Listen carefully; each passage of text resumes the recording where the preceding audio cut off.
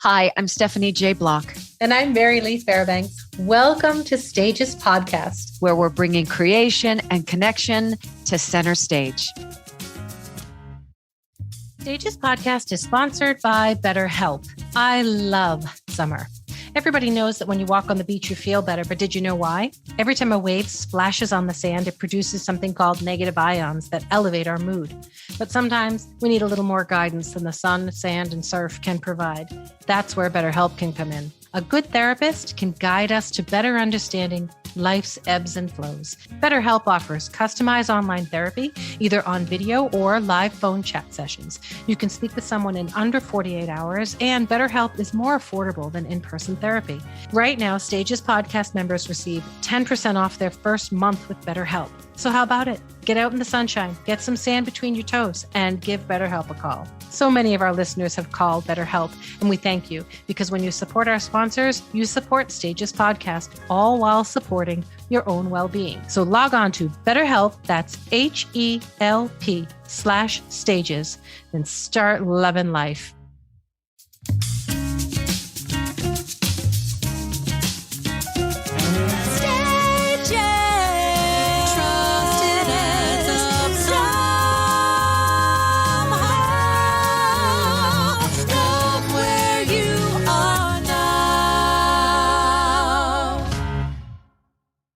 Hey, everybody. Welcome back.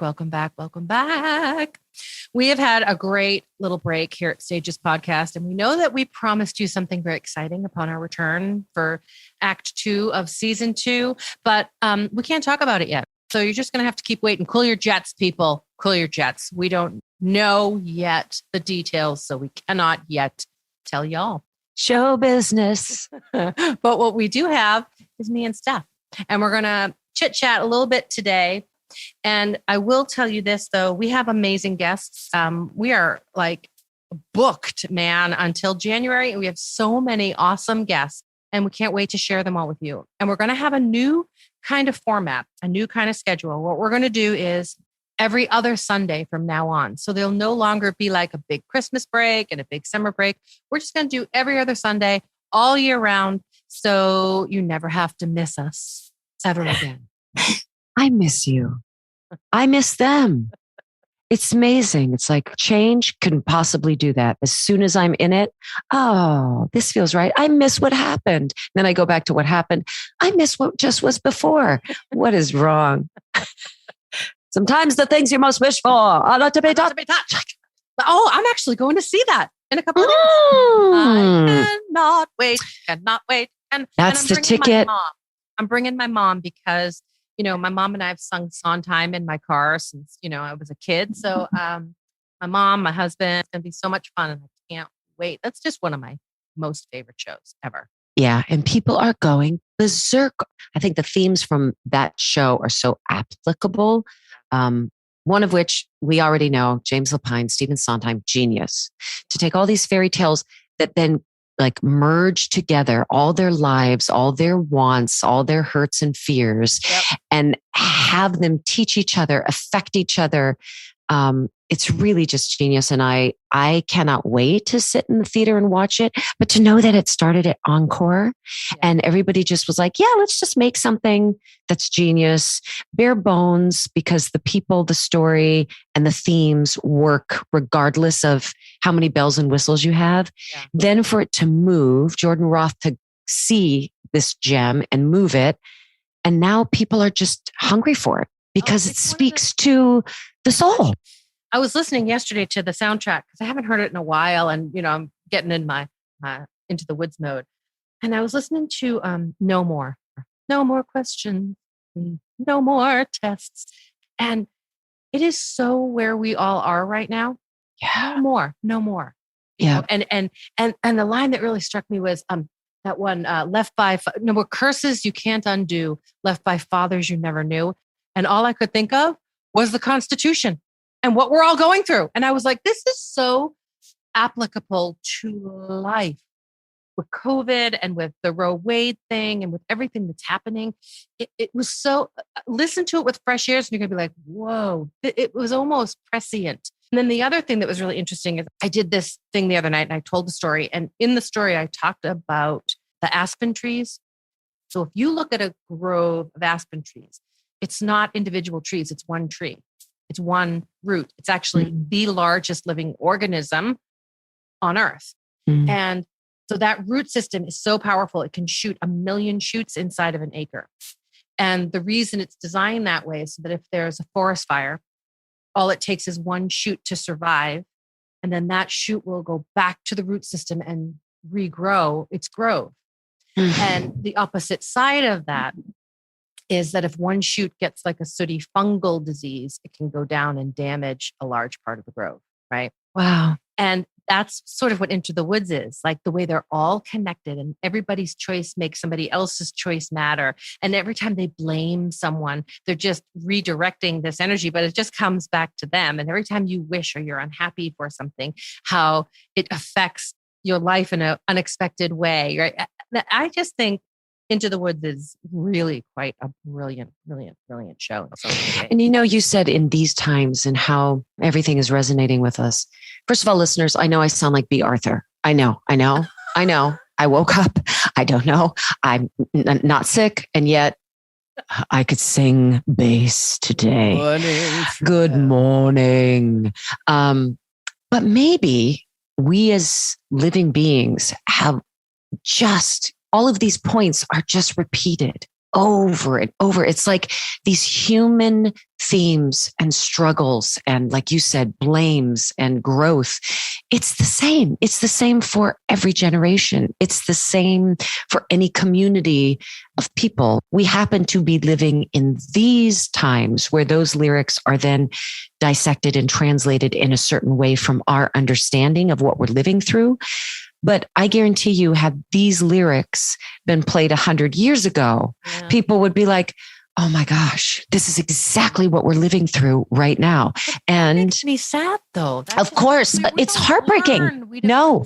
And no matter how hard you try to enlighten your kids. And I mean, I get it is really different. If you think about the 70s when I grew up, school is very different. Kids are much kinder. There's much more acceptance, but you hope that that's not going to be true forever. I don't know. Or maybe it is the same horrible human patterns, but repeated under different circumstances. I don't know. But I feel like we do learn. And then I feel like we forget. I feel like whatever habitual makeup is in us as beings, that is the sort of kick in, right? We actively work toward being better and being present and being kinder. But I think if you are not consciously working at it every day, it goes back to that sort of lack, as sad as it sounds. Yeah. Well, I think if we think about it as, as that root system, right? So you get to choose, what are you going to put into the root system? Are you going to put in the empathy and caring and the regeneration? Or are you going to put in the fear and the fungus and the stuff that destroys? And if you're aware that that's your choice, I remember reading this thing. Oh gosh, I wish I could remember now. It just made me think of it. It's talking about setting goals and the power of choice in setting goals, right? So they were saying, instead of looking at the things that you've had to let go of or reduce in your life in order to achieve a goal. So just for an example, let's say you have this goal and the goal is, okay, no more sugar. You're just going to give up sugar for health reasons because you want to reduce all the inflammation in your body. Okay. And you've set yourself a goal. Here's my goal by January. When I have my physical, I want these specific test results, whatever it is. So now every time you go out with your friends and let's say they're all having cocktails and you're like, oh God, I can't have a cocktail. So instead of feeling that deprivation, you ask yourself, does this choice support my goal? Mm-hmm. And it makes it easier to choose. But then if you do decide, you know what, screw it, I'm having some cocktails or I'm having the ice cream or whatever it is you've decided, it's a conscious choice, which literally changes the energy around that choice. And you still have the negative effects of the sugar physically, but it's no longer this unconscious, subconscious dulling of some other thing. You're aware of your choice and why you're doing it. And you don't feel deprived. Right. Because it's not happening to you. You are controlling the situation. It's an active, it's an active choice. Yeah. I don't know why I just told you that story. Well, No, I think it's a great thing because it does reflect what we were just talking about, that you have to be active. You have to wake up every day and say, I am doing this. I am choosing to be this. I will respond in this way. Because if you don't, then whatever the circumstance may be, that is going to choose it for you, or someone else is going to come in and choose it for you. If we're going back to the Into the Woods theme, which I kind of love, I kind of want to stay on this for the rest of the podcast. Well, it applies to everything. It kind of does. And I was even just going to say too, sometimes people's strategy is to let life decide for them. That's not me. Decisions. No, it's not me either. No. But a lot of people do that because then they're not responsible for the outcome. Life chose it for them. Okay. Okay. Even Into the Woods. Let's see. Where would that theme be in Into the Woods? Wow. Oh my gosh. Now I feel like we're doing a college dissertation, but am I allowed to look at lyrics or anything on my phone? Yes. Of course. Okay. Hold please. I'll be looking some things up. Is it Jack? Because he is being told what to do by his mother. He is being kind of bamboozled by the baker and his wife with the beans. But also being dared by Little Red. So he's being challenged, and yet it does turn out to his advantage. You know, he gets the gold. Does he live in the end? I don't even remember if he's alive by the end. I think he does live. But Little Red is another example. She's just easily led. The wolf leads her off the path. But she learns the lesson. She starts out that way. And then she's like, here's my weapon. Here's my wolf skin. I am not making the same mistake twice. Exactly. So at least she learns. That's such a great character. I love that character. And then there's the baker's wife who is so determined to get what she wants that she's almost unethical, right? She is. She lies. She twists the truth. She's not a bad person, but she's so narrowly focused on her outcome. She can rationalize anything. She'll rationalize it. I think the whole play is about rationalization. They rationalize all of their choices and all of their unkindnesses to each other. Yeah, especially the witch and the baker's wife, for sure. The mysterious man. I can't remember if there's a reason why he disappeared from the baker's. Spoiler alert, everybody. Yeah. Spoiler alert. The witch cast a spell on them in some way. Right. The witch cast a spell on them because he stole the beans. And she took their child away. And the mother was so upset that the mother died. So who raised the baker? I don't know. Oh, listeners, do you know? Cast members. That's a hole in the plot. Oh, James Lapine, ringy ding ding. We have a question. Uncle James. Uncle James. Who raised the baker? The wolves? What else is really interesting is the witch, who's supposed to be the bad guy. She's the only one who was like, dude, you guys stole my beans. Like, yeah, it all started. But she's the one who tells the truth. And she's the one who, she's the only one. She was in my No, I'm disagreeing. What? She stole a child. They stole her beans. Rapunzel.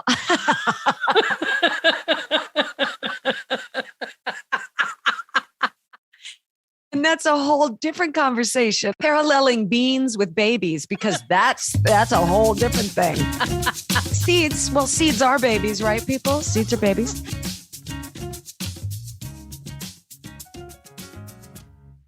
I was looking at the lyrics to First Midnight. And so it's essentially what our conversation is. No knot unties itself. You're responsible for your own unknotting. Yeah. Okay. Sometimes the things you most wish for are not to be touched. Of course, you could lust something, but not really love it or really want it in your life. I always do this to go back to, we're so show busy today. Oh my gosh. But if I do get a role, I always ask myself, am I wanting to be chosen? Or am I wanting to do this part and live this life for the next 6 months to a year, right? So some things that you really, really want, are you just wanting it for the moment? Are you just wanting to be recognized? Or are you really wanting to live the life, do the work, get down to the nitty gritty? Well, and here's another interesting thing about that is people confuse how hard it is to get something with how good it is to have. Ooh. Yeah. Just because something. Say that again for me. Say that again. People confuse how hard it is to get something or achieve something with how good it is to have it in the end. Just because something is really hard to achieve doesn't mean it's something that you must have, right? So here we go. Baker's wife. Yeah. You may know what you need, but to get what you want, better see that you keep what you have. But opportunity is not a lengthy visitor. And I have always said that there is no such thing as luck. It's when opportunity meets preparedness. And then you go. There you find, your dream. And it meets courage too, because you got to have the courage to jump up and grab it. Then there's Rapunzel.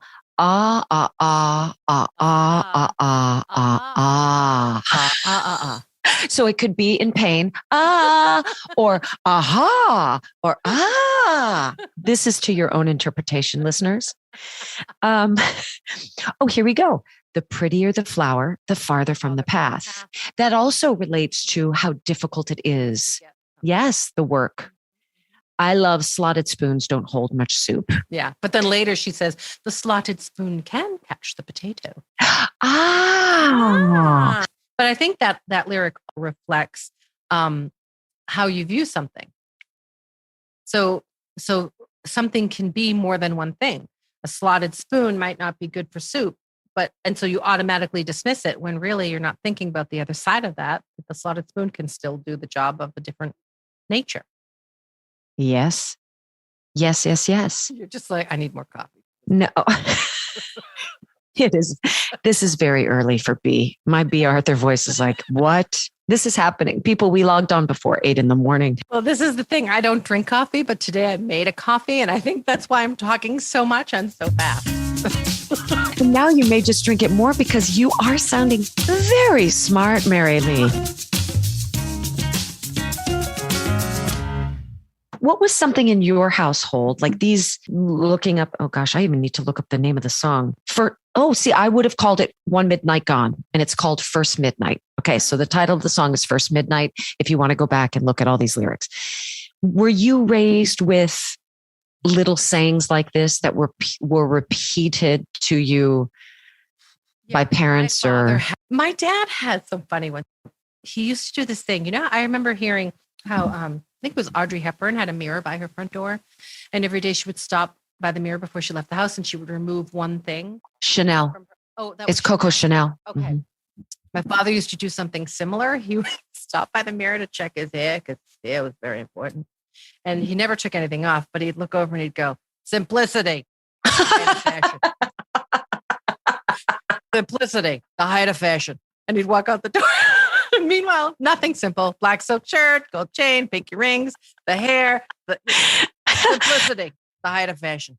I do that at Christmas when I'm pulling out like my 35 bins and my, 7 Christmas trees. I just look at Seb and I say, minimalism, darling, minimalism. I remember one Christmas, I brought you a box of ornaments and stuff, and Seb just looked at me and he was like, do you know how many Christmas ornaments she has? I'm like, these are just going to get lost, aren't they? I thought I was touching on something I knew she loved, but they're just going to get lost. But they're just Mama, to this day, and this is what you want from every ornament. I'll pick up those little, it was, like nickel colored, right? That's so funny. You do know. Little acorns that were held together with silver bows. And I was like, oh, Marylee and Michael gave me these. Like it is a total recall when it comes to that sort of.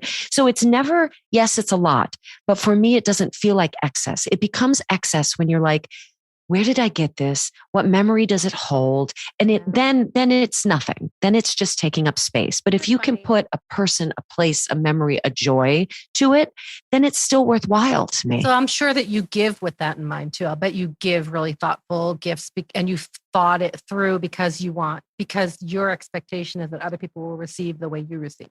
Yes, I try to do that way. And it's literally throughout the year that if something reminds me of someone or something, then off they go. But what were the sayings in your house? Life isn't fair, Stephanie. Life isn't fair. Because I would always, right? My nickname was Little Me Too. I'm sure every listener that you already heard how I really wanted to be like my sister growing up. I wanted to have what she had. I wanted to look like her. And so they called me Little Me Too. So if she got anything, whether that was a gift or an opportunity or a compliment, I would say, me too, me too. And finally, at a certain age, my parents were just like, life isn't fair, because I always wanted to justify. I always wanted the right to get the reward or the merit to get the reward. Oh, now we're going back to Into the Woods. Isn't there a line that says, good isn't right? Oh, looking it up. Hold, everybody. Yeah, the witch says it. Oh, yeah, the witch says it in the last midnight. It's like, I'm not good, I'm not nice, I'm just right. Good, I'm not nice, I'm just right. But so then who defines what's right? No, but I think what she's saying is, I'm in the facts. I'm sticking to the facts. And you guys are all making assumptions and blaming, and I'm just sticking to the facts. Here are the facts. And I think that's what she's saying. You don't have to think of me as good and I'm not nice. Here are the facts. I think that's the point of that, what she's saying in there. But, you know, the thing about with little kids, because I think it's normal for little kids to want what the next kid got. But what you learn later on is like, life is a complex barter. Mm-hmm. You know what I mean? Just because I give you $10 doesn't mean you give me $10. It means maybe the next time we walk past a flower shop and I want flowers and don't have the money to buy flowers, you buy me flowers. And that's right. So it's a complex barter. And that's an emotional state too, right? I mean, I might provide support for you in a certain way, but don't expect that exact kind of support back. You give me a different kind of support in a different kind of way. And I think that's like, I think complex barters, and when you can really understand them, is what makes relationships really work. Because it can't be eye for eye all the time. No, do you mean like 5 beans for a cow, Marylee? 5 beans, yeah. That then have a stalk that then give you a golden egg, or could lead to your death. The choice is yours. Depends on what goes on. But again, how hard it is to get something with how good it is to have. Guys, Into the Woods is life. And I want shirts made. Into the Woods is life.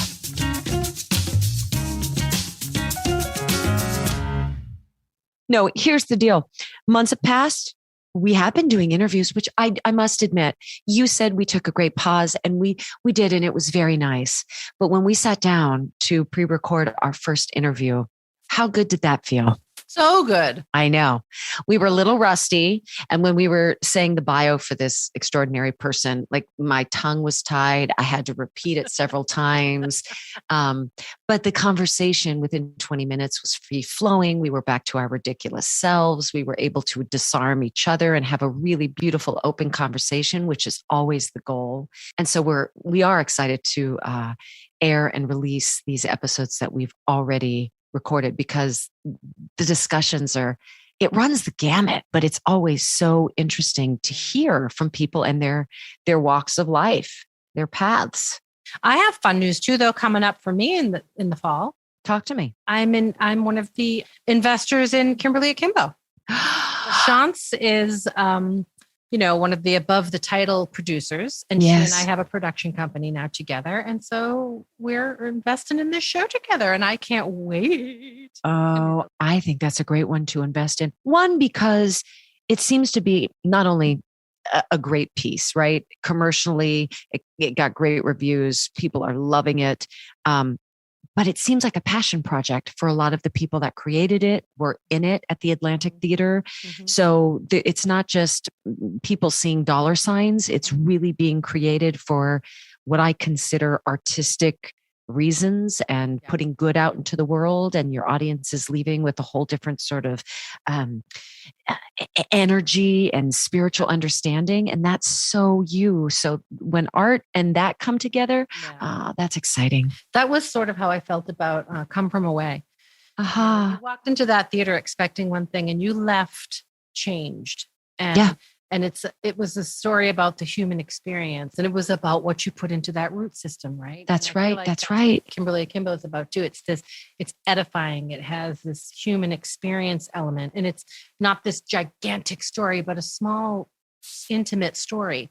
And anyway, I'm really looking forward to that When people ask me about Come From Away, they're like, should I see it? I was like, well, do you need the best hug you've ever had in your whole life? Then go see it. You will feel full, like you just got hugged. It's too bad that's closing. I love that show. I know. There's a lot of shift and change. Oh my God, you know what's so funny? I just looked over my bookshelf and there's Come From Away book and on top of the Sondheim book. And is it Look, I Made a Hat? What's the Sondheim book you're looking at? Finishing the Hat. Finishing the Hat. I have both of them. But isn't that funny? I hardly have anything on that bookshelf. And those are the two books, that and the Hamilton book. Nerd. No, you're a nerd, but in the best sense. And then the only other book over there is my book of cards. Do you ever have the book of cards? I've had this book for like 30 years. I don't. I pick angel cards and things like that. I pick warrior cards. Your birthday, everybody's birthday aligns with a card. When's your birthday again? I'm a Virgo, September the 19th. September. Talk like a pirate day. September the 19th. Your card is the 5 of clubs. And what does that mean to me? Well, you have to go through the whole book and look it up. So I am the 9 of diamonds. 5 of clubs. What's Seb's birthday? He's November the 5th. He's a Scorpio. Seb is 2 of diamonds. So then what you do is you go into this book and you can read what it means to be a 5 of clubs. Okay. And then it's kind of complex, but then it's your year is broken up into like 6 cycles. So you can look up your cycle, which starts on a specific day. And depending what cards fall in that cycle, you can kind of see like what's happening in your life. So the basic meaning of 5 of clubs, change of mind and of plans is the basic meaning of the 5 of clubs. A 5 can mean a change in residence. See, travel opportunities. 5 of clubs may also mean a restlessness. It brings desire to always explore new realms, at least on a mental level, if it cannot be physical. Whenever this card appears in a reading, it's a signal for change in your life. You will likely often feel dissatisfaction with things as they are, and you want to progress to new areas. Be open to new plans, new ideas, new places to go. The only negative side of this card is an unwillingness to commit to oneself in a particular belief or philosophy. Wow. The cycles come in specific things. And so you can read like, oh, the next 6 weeks, this is what my cycle is. So you wanted me to look up what's the July the 31st for today's podcast. That's a 10 of hearts. Basic meaning for the 10 of hearts. It literally means the heart represents people. So this card can speak about activities involving large numbers of people that you may love to communicate with. Oh my God. Oh my gosh. I'm telling you, this book is like freaky magic. It is sort of like 10 of clubs, but it will deal more with family circles and friends or an audience of musicians, artists, and other performers. Oh my gosh. It is a high manifestation card. It brings success in the public with large groups of people. This is weird. Y'all, today's the day. I didn't make this up. Like, this is in the book. I swear. Today's the day to communicate. Today's the day to get together with the artistic fellowship in your life. Manifest what you want. Okay, keep going. To get the most out of this card, plan your advertising and commercial campaigns. Oh my God.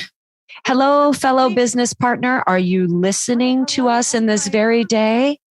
At the very least, this card represents a social occasion or a party where you are very well received and you have a wonderful time. It will also represent marriage or a large family gathering. Enjoy the 10 of hearts. Oh my gosh. Yeah, the Destiny card book. I've had this book. My friend in California, when I was out in California living in LA, I made friends with this woman. It was a crazy story. I had my dog, Natick, who was the greatest dog to ever walk exist. He was the smartest, most incredible dog. He was human. Anyway, Natick and I moved out to California and I was at a dog park and Natick didn't always like other dogs. He was more like all about me, didn't need other people, didn't need other dogs. And We get to this brand new dog park, and it was right under the Hollywood sign because I lived right on Beechwood, right under the Hollywood. Oh, totally. And there was a dog park right there. So I would drive him up to the dog park. He jumps out of the car and bolts away from me. She never does. Runs up to this massive Rottweiler mixed dog and starts playing. And I was like, well, that's weird. He never does that. So I'm just sitting on the bench having a coffee. And this woman walks up to me and she's like, hey, that your dog? I go, yeah. She goes, that's my dog. And my dog never plays with other dogs. I go, mine doesn't either. She's like, we're definitely meant to be friends. And we just became friends. And she's the one who gave me that destiny card.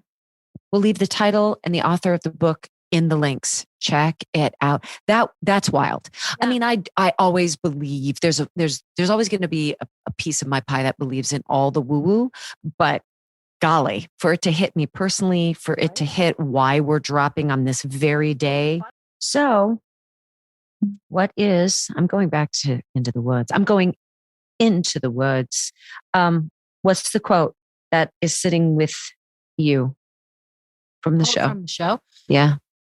I think for me, I would think it would be something from No One Is Alone because, well, I love that song, but also to me, it goes back to the roots that even when you think you're alone, you're not alone, you know? And I also love the lyric, witches can be right. Giants can be good. You decide what's right. You decide what's good. Just remember, someone is on your side. You're not alone. And I love that because we make all these assumptions, especially now, especially after, what this country's been through in the last couple of presidencies and stuff. We want to label everybody and make them bad and make them different and make them wrong. And it's not about that, right? Witches can be right and giants can be good. Like the giant was good. She helped Jack. He stole from her, So you want to label her this evil giant who comes down and kills everybody, or you want to label the witch bad when really her garden was what did she see? Robbing me, raping me. It meant a lot to her, and someone came in and just dismissed her feelings, and now she's the bad guy. And so it's very interesting how we do those labels. So I think for me that would be, witches can be right, giants can be good. You decide what's right. You decide what's good. I like that line. Children will listen. I guess any lyric outside of children will listen. Careful the things you say. Children will listen. They may not obey, but they will listen. Well, and then wishes are children. Oh my gosh. Yes. Wishes are children. It's like, it's true. Like you birth your future by these wishes that you make in your heart. And I'm going off track, but I always contemplate getting a tattoo. It's literally every single day. I'm like, can I do it? Can I pull this off? But Vivi cannot stop without picking up. I don't know if they're called dandelions, the puffy ones that you blow and make a wish, right? Yeah, those are dandelions. And that wishes are children comes to me because the tattoo I envision is that poofy dandelion. And then some of them are coming off, but they're V's and I's to spell Vivi. Oh, beautiful. I should do it, right? Just get it done. You should do it. You know what? We all made a pact when Seb turns 18, we're all going to get tattoos. Really? Yeah. I love that. I know. On Seb's 18th birthday. Do you know what you're getting? I think about it often. I haven't decided, though I do love that. I also loved Matt Doyle's image of the arrow. The feather. Oh, the arrow. Right. I thought of a feather, but you're right. It was an arrow. It was both. He had a feather and an arrow. The further back you go into the darkness and the depths of yourself. Yes, the further you fly. If you can get past it. That's right. Which I really loved that imagery. I might put a feather in the arrow because I also have the imagery of the feather because like the center line, there's like a whole meaning behind it in, if you look up the meanings of feathers, whatever. I love that. I also love the thought of a cyclical moon. Oh yeah. Yeah. I don't know what I'm going to do yet, but I'm going to do something. I don't know where I'm going to put it yet either. Oh, listeners, we are so edgy. We are so at the... I almost got one years ago when I lived in Tahiti.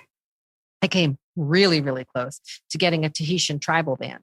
Oh, And I was like 22 years old or something, and I was going to get it. And I was trying to decide where to get it. Then I was going to put it on my finger so I could cover it up with a ring if I didn't, So I chickened out. And then when I got home, about 10 years after that, tribal bands were everywhere. And I was like, thank God.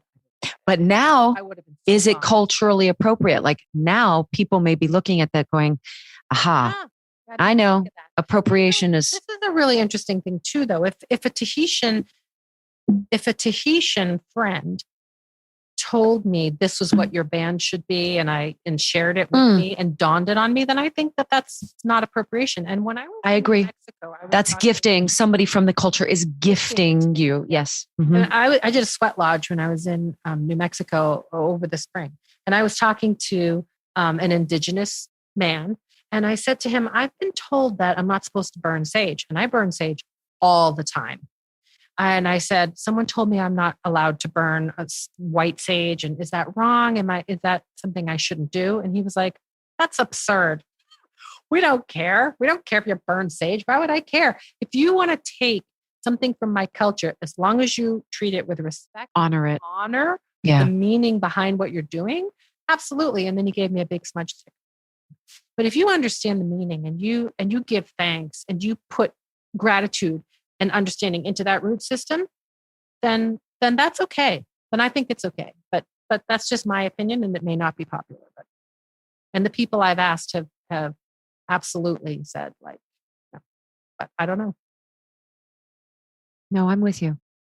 Yeah, if the honor and the respect and the intention is there, and you asked, is this appropriate? Tim, I said, thank you for sharing this sweat lodge with me. This was it was truly remarkable. Like, I can't wait to do it again one day. I said, this was a really transformative thing. I really, really loved understanding more deeply this part of your culture. And I appreciate you sharing with me. And he said, oh, no, we're happy to share. And I said, do you have parts of your culture that you keep only for yourself? And he said, absolutely. Very sacred things that are only for us. And we have things that we share with everyone because we want people to understand what we believe in and our respect for the earth and our respect and what we feel it ties us to the earth and ties us to other living beings. And if you can share that outside of your culture, it only makes the world a better place. So we have very specific things we share and very specific things we don't. And that's the difference. Sharing and taking. I think that's what hurts, is when we claim ownership and take from other cultures, races, religions. Don't steal from someone else's garden. No, that's back to Into the Woods. Because Into the Woods is life. All right, you all. We'll see you all again in 2 weeks with brand new guests. Really interesting points of view and voices, different mediums this time around, which is really exciting. And we're just grateful. Here we go. Happy Act 2. Make sure you use the restroom, grab a cocktail. Masks are optional since you're in your own home, and enjoy Act 2. We're glad to be back. So if this episode resonated with you, please follow, subscribe, and share. You can always find us at stagespodcast.net. A big thank you goes out to our assistant and doer of all things technical, Saren Cho. Thank you to Noah Kaiserman and Garrett Healy for our beautiful original music, Melanie Von Trapp for our Stages Podcast logo, Brock Grenfeld, our sound engineer, and Ellison Arns, our PR and social media expert. And thank you, our cast members, for joining us today. We hope you come back next week.